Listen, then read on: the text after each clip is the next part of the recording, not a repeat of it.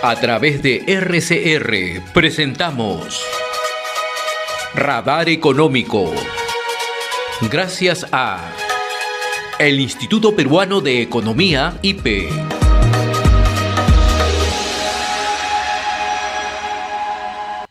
Seguimos aquí en Enlace Regional y como hemos anunciado, ya estamos aquí en cabina con Teodoro Crisólogo, economista senior del Instituto Peruano de Economía, IPE. Teodoro, muchas gracias por tu visita aquí a RCR. Buenos días. Bien, estas últimas horas hemos tenido anuncios no muy buenos, ¿no? En lo que respecta a la economía. Hemos escuchado al presidente del Banco Central de Reserva, al señor Julio Velarde, desde Arequipa, precisar que va a haber un menor crecimiento del PBI para este año.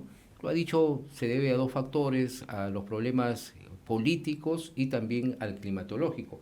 Pero también en las últimas horas el INEI ha reportado que el empleo ha empeorado en nuestro país en el segundo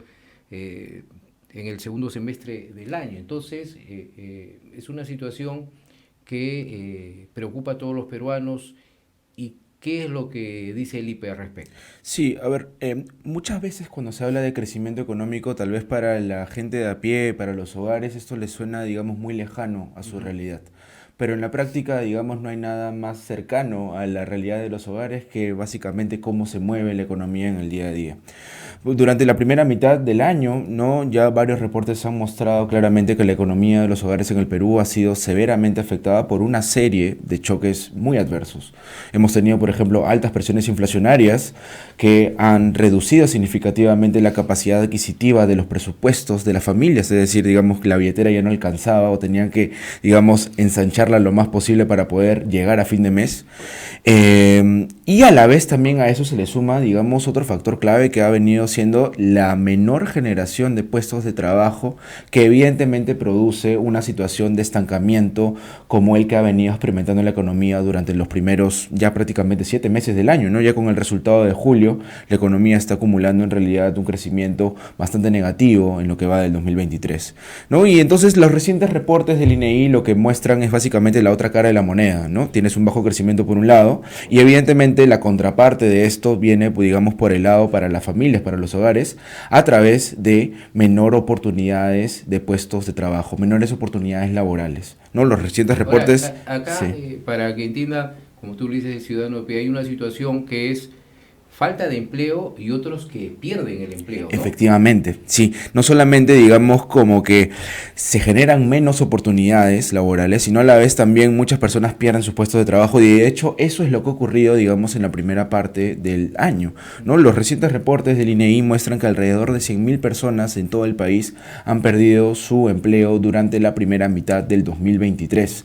Y buena parte, ¿no?, de esta pérdida laboral está concentrada en las zonas rurales del país, ¿no? Son alrededor más o menos de 149.000 empleos que se han perdido en las zonas rurales, que evidentemente cuando uno los compara con la parte urbana, digamos, te da este resultado total de 100.000 empleos, ¿no?, que se han perdido a nivel nacional, ¿no? Y en las zonas rurales es justamente donde predomina más, por ejemplo, actividades como la agricultura, como la ganadería, que ya el presidente del Banco Central de Reserva, Julio Velarde, ha anunciado justamente que son de las actividades que estarían rumbo a una de sus peores crisis en los últimos 30 años, ¿no? En las últimas 3 décadas, ¿no? Entonces, eso explica en buena parte un poco por qué, digamos, la economía de los hogares de las zonas rurales de alguna manera está siendo más afectada, ¿no?, en este contexto de desaceleración y menor crecimiento económico. Y ya cuando uno analiza en realidad, no solamente, digamos, entre ámbito geográfico urbano y rural, sino ya se mete al detalle y ver, digamos, cuáles son las ciudades que son más afectadas, ahí, digamos, los resultados o la radiografía que podemos hacer nos muestra que Puno, ¿no?, que ha sido el foco de las protestas en el inicio del año, ¿no?, y también el foco también de la desaceleración de la economía peruana durante la primera parte del 2023, ¿no?, ahí es donde, digamos, se ha reducido más el empleo que en todo el país, ¿no? Una caída de doble dígito en la población ocupada, en la población con un puesto de trabajo. Se ha registrado hoy casi 13% menos de personas trabajando se tiene frente a la primera mitad del 2022. ¿no? Y eso, digamos, también se le suma a los resultados negativos de otras ciudades, ¿no? Como por ejemplo Cusco, Huancavelica, Lambayeque, ¿no? Que en promedio han tenido una caída en empleo de alrededor de 7%, ¿no? También otras ciudades del sur también están viendo de alguna manera perjudicadas sus niveles de actividad laboral, ¿no? Arequipa, por ejemplo, también tiene una contracción del empleo de alrededor de 4%, Moquegua también alrededor de 3%, ¿no? Digamos que el sur, de alguna manera, es una de las zonas en donde más se está sintiendo un poco la desaceleración y la menor generación de empleo, Y ¿no? precisamente por los factores que mencionó pues el señor Julio Velarde, ¿no? Que ha sido la crisis política, estas manifestaciones políticas y donde también ha golpeado el cambio climático, ¿no? Efectivamente, porque la agricultura ha sido buena parte golpeada por todos estos choques climáticos adversos que ha venido registrando el país ya desde finales del 2022, ¿no? Buena parte de las temporadas de siembra se retrasaron por la falta de lluvias, ¿no? Buena parte de los menores rendimientos que han tenido los principales cultivos orientados al mercado interno también se han visto afectados justamente por la falta de lluvias, por la escasez, por esta situación de estrés hídrico, a lo que se le suma también el tema de los altos costos de agroquímicos, fertilizantes y todo lo demás, ¿no? Pero acá hay un punto muy interesante y muy necesario de resaltar, que es que cuando no hay empleo, no hay oportunidades de generación de ingreso. Y cuando no hay oportunidades de generación de ingreso, es cada vez más difícil que las personas puedan salir de la situación de pobreza o mejorar su bienestar. Y eso es lo que estamos viendo ahorita en el caso, por ejemplo, de Puno y Huancavelica, ¿no? Son regiones en las que en lo que va del 2023 acumulan una caída fuerte del empleo y son a su vez las regiones en las que las tasas de pobreza en el 2022 cerraron en alrededor de 40%. Entonces, ¿esto qué nos quiere decir?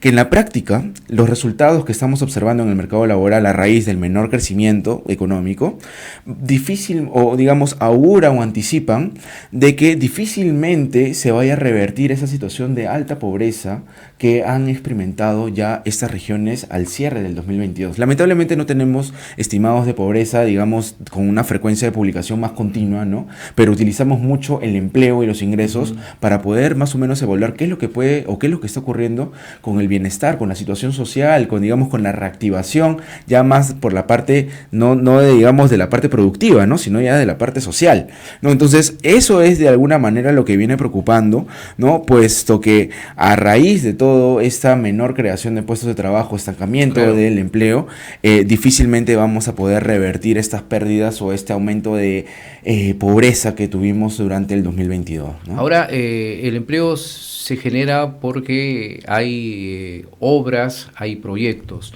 Y se ha hablado aquí en nuestro país de que hay proyectos paralizados.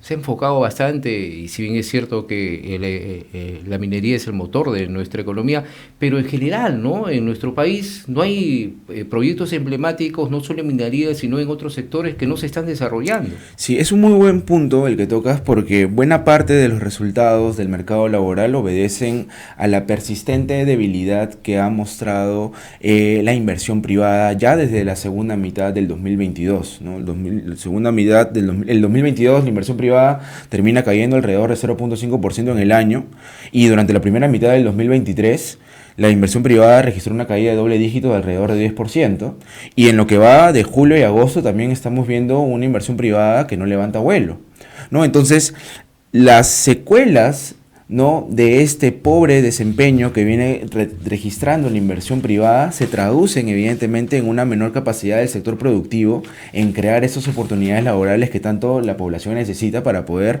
recuperar su bienestar, mantener, digamos, sus necesidades básicas, ¿no?, satisfechas, ¿no? Y eso lamentablemente está generando este círculo lamentablemente no tan virtuoso, ¿no?, de baja inversión, pocas oportunidades laborales, menores ingresos y cada vez mayores probabilidades de que las personas se mantengan en una situación de pobreza, ¿no? Tanto, digamos, la parte minera se ha visto afectada por la ausencia de megaproyectos que sustituyan la gran envergadura de un proyecto como Quellaveco, que ha invertido durante los últimos 5 o 6 años alrededor de 5.300, 5.500 millones de dólares, ¿no? Además, también estamos viendo justamente la parálisis de algunos proyectos que se vieron vieron afectados por los fenómenos climáticos en el inicio de año, ¿no? A eso se le suma el tema de la poca inversión residencial en un contexto de altas tasas de interés, en un contexto también de menor confianza de las personas en poder tomar préstamos de largo plazo porque no saben efectivamente qué es lo que va a pasar con la economía, si va a estar bien o mal de aquí en los próximos años, ¿no? Digamos, esas decisiones, digamos, tan cruciales en la vida de las personas, como por ejemplo acceder a una nueva vivienda, construir un segundo piso en sus casas, ¿no? Mejorar algunas cosas para poder alquilar, digamos, un cuartito, cosas por el estilo. Claro. Eso, digamos, requiere un poquito de planificación y pensar de que, bueno, ¿cómo va a estar la economía de aquí en unos años? ¿Va a estar mejor? ¿Va a estar mejor? Como hay tanta incertidumbre alrededor de eso, estamos pagando ahora, digamos, un poco las consecuencias de ese entorno, digamos, en los que no se sabe muy bien qué es lo que va a pasar con las regulaciones, qué va a pasar con el ámbito político, ¿no? Entonces, claro, todo eso frena las decisiones de inversión y estamos ahora viendo un poco las consecuencias de esa situación. Y las consecuencias, ¿no?, del ciudadano de a pie, ¿no? Porque vemos estos problemas que suceden en nuestro país y también hay problemas que vienen del exterior. Por ejemplo, esta incertidumbre también en la economía de Estados Unidos, en Europa, hace que el dólar suba, y al subir el dólar pues afecta de todas maneras, ¿no? Sí, efectivamente, buena parte de los productos que importamos o buena parte de los productos que consumimos en el Perú los importamos, y mientras mayor sea el tipo de cambio, mayor es el costo, digamos, de importar esos productos. Claro. ¿No? Digamos, esto es lo que hemos visto durante las últimas semanas, ¿no? Que el dólar prácticamente ha acumulado una depreciación de alrededor de 7% desde los mínimos de 3.55, 3.56 que alcanzaron a mediados de julio, ¿no? Ahora ya está por encima de 3.80, alrededor de 3.80, ¿no? Y eso evidentemente también puede golpear, si es que el choque se mantiene, ¿no?, digamos, muy fuerte, o si es que se prolonga mucho más, puede golpear, digamos, alguna parte de la inflación, ¿no? Así es. Este reporte que ha dado el INEI acerca del tema laboral ha sido consignado al segundo trimestre del año.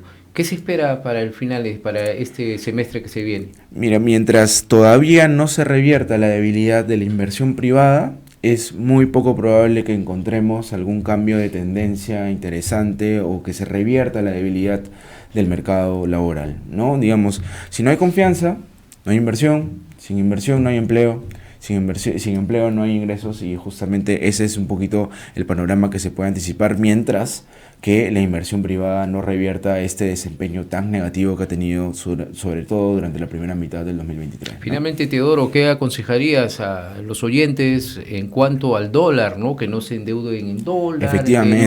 Efectivamente, seguir todavía apostando un poco por, digamos, estas deudas en soles, ¿no? Evidentemente hay que reducir el riesgo cambiario, digamos, hay que reducir un poquito esa posibilidad de que estas subidas en el tipo de cambio puedan afectar los balances del sector privado, de los hogares sobre todo, ¿no?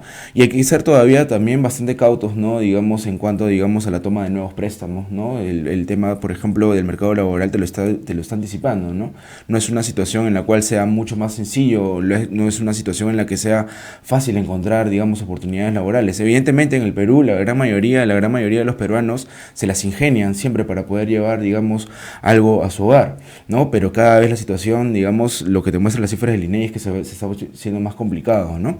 Y evidentemente también para el tema de los precios, ¿no? Tratar siempre de buscar algunos sustitutos, como lamentablemente, digamos, se anunció el ministro de Economía sobre el tema del limón, ¿no? El tema del limón, pero también hay algunas alternativas, ¿no? Como por ejemplo juntarse con el resto de vecinos para hacer compras al por mayor, ¿no? Claro. Digamos, eso también puede de alguna manera ayudar un poco a aliviar la carga económica que existe sobre la billetera. Y un tema muy importante, de oro, ya para finalizar, y también saber usar bien el plástico, ¿no? Las tarjetas de crédito, no gastar más de lo que uno puede percibir, ¿no? Efectivamente, utilizar, digamos, esas, digamos, recursos solamente de manera extraordinaria y frente a alguna emergencia que se pueda tener, ¿no? Tratar siempre de mantener un poco esa cautela, ¿no? en la toma de nuevos préstamos, porque si no, definitivamente en algún momento eso puede pasar factura a la economía del presupuesto familiar, ¿no? Bien, muchas gracias nuevamente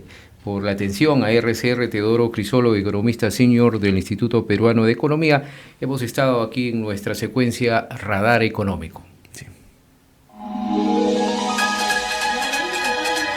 Hemos presentado yo me despido. Radar Económico. Gracias a el Instituto Peruano de Economía, IPE.